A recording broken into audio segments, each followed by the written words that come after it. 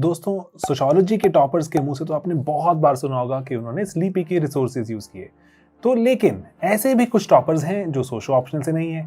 वो क्यों स्लीपी का नाम लेते हैं? दोस्तों, हम स्लीपी क्लासेस में जीएस एक्सटेंसिवली कवर करते हैं। ना सिर्फ यूट्यूब में डेली 4 वीडियोस आते हैं दोस्तों वहां पर, बल्कि हमारे पेड मॉड्यूल्स हैं। आज भी भारत के most cost effective paid modules systematically coverage करते हैं पूरे जो जीएस को, एंड मेंटरिंग भी अब तो शामिल है। दोस्तों, मैं आपको इनवाइट करता हूं इस पूरी जर्नी में जो कि भारत के ग्रास रूट से क्रिएट कर रही है अब toppers. Hello everyone, my name is Kajol Singh and I have secured rank 149 in UPSC CSC 2022. I'm from Lucknow, Uttar Pradesh. And to tell you more about myself, I've done my graduation in geography from Miranda House, University of Delhi, and have now completed my post-graduation in geography from Jawaharlal Nehru University.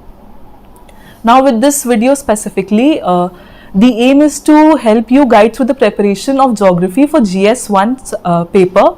because my optional was geography and hence I was doing an integrated study for this particular subject. लेकिन इसको specifically हम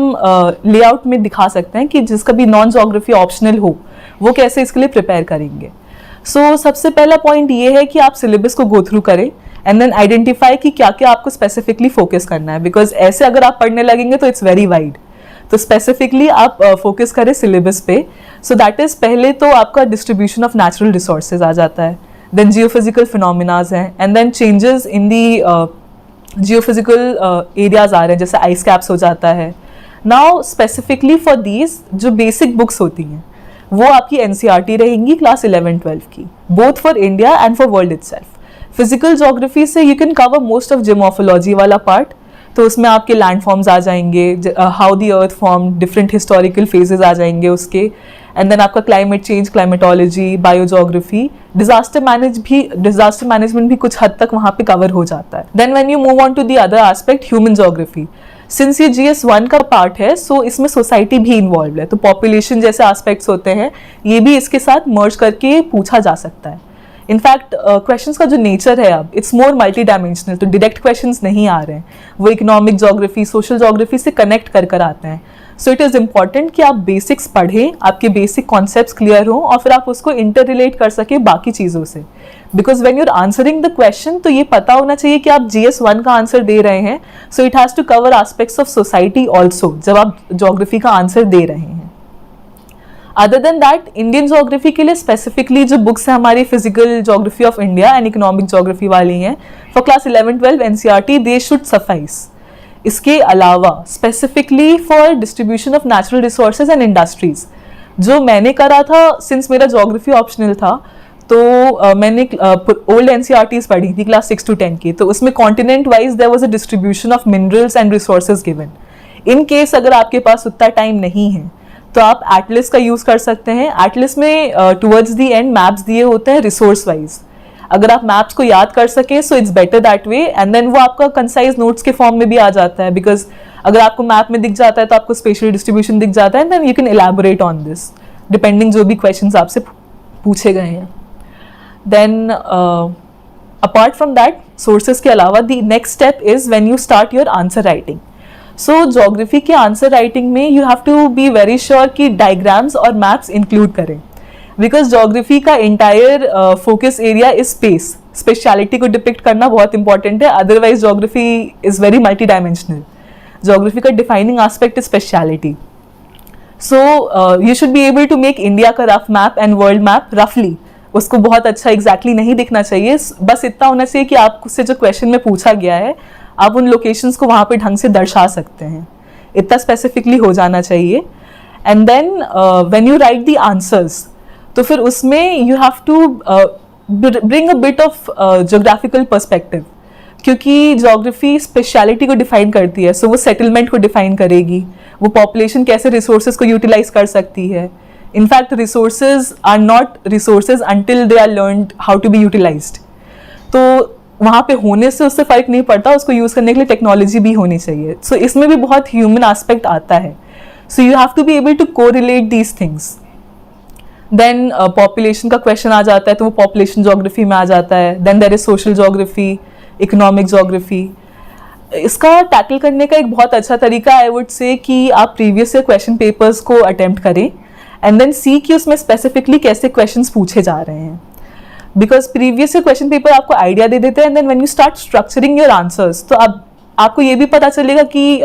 time crunch होता है, you can not right everything जो आपको पता होता है वहाँ पर। तो ज्योग्राफी का प्लस पॉइंट ये है कि आप वहाँ पर डायग्राम्स का यूज़ कर सकते हैं, फ्लो चार्ट्स का यूज़ कर सकते हैं, एंड देन उससे you can save time also, because आपने एक बार डायग्राम में अगर कोई चीज़ दिखा दी तो आपको वो वर्ड्स में लिखने की ज़रूरत नहीं है, अब आप उसको लेबल करके ही छोड़ सकते हैं, it will be understood by the person.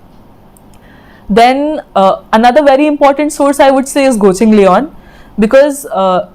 the basic चीज़ें होती हैं, जो concepts होते हैं ज्योग्राफी के, everyone reads the same thing, everyone writes the same thing, लेकिन आप अगर उसमें examples दें तो it becomes more impressive, and it also gives the impression कि आपको पता है कि ये चीज़ें कहाँ हैं और क्यों हुई हैं, तो आप you're well aware of your surrounding, ये वाला impression आता है।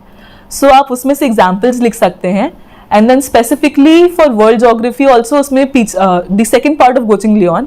is about the climate areas, climate regions of the world, तो आप वहाँ से भी उसको स्टडी कर सकते हैं स्पेसिफिकली कि वहाँ की पॉपुलेशन कैसे रहती है, वहाँ की वेजिटेशन कैसी है। जैसे this time we had a lot of questions about vegetation specifically कहाँ फाइंड करी जाती है, तो आप उसको मैप में दिखा सकते हैं directly rather than naming all the countries. Apart from that geography में स्पेसिफिकली जो नेचर ऑफ क्वेश्चंस आ रहा है अब, that is more current based. I mean, it is supposed to be static, which everyone studies, and then कुछ direct questions आ जाते हैं, but a lot of questions are more current based now. So it's necessary कि आप उसको connect कर पाएं जो भी आपसे जिस context में पूछा जा रहा है उस question को,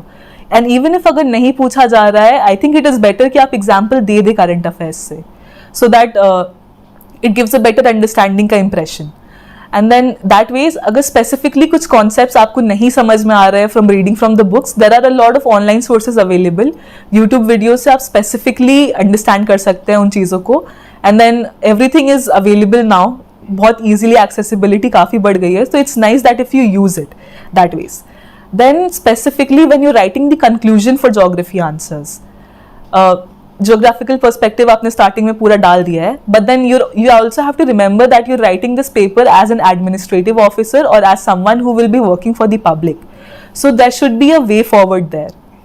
and in that way forward आपको थोड़ा सा legal या administrative aspect लाना चाहिए, because suppose अगर आप river linking project पे आंसर लिख रहे हैं, so you will tell all the issues जितने भी होंगे कि वहाँ पे economic हो रहा है, social displacement होगा, and then technological needs होंगी, जो भी करना होगा, and then your conclusion has to be optimistic that despite all these challenges that we'll be facing,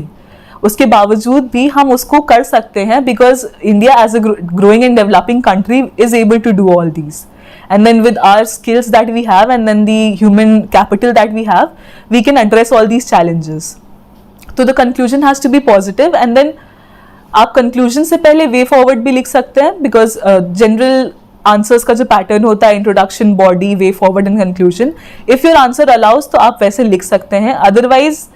a conclusion directly would be fine. And then value addition के लिए you can use magazines such as Kurukshetra specifically, because वो agriculture focused होती है काफ़ी, and then Down to Earth also gives you a lot of case studies and examples which you can use अपने answer writing की value enhancement के लिए। Then data specifically India के बारे में जो डेटा होता है, forest cover, geographical area, and then resources कितने अवेलेबल है, then ranking of India in these resources, these things अगर आप इनके स्पेसिफिक नोट्स बना लें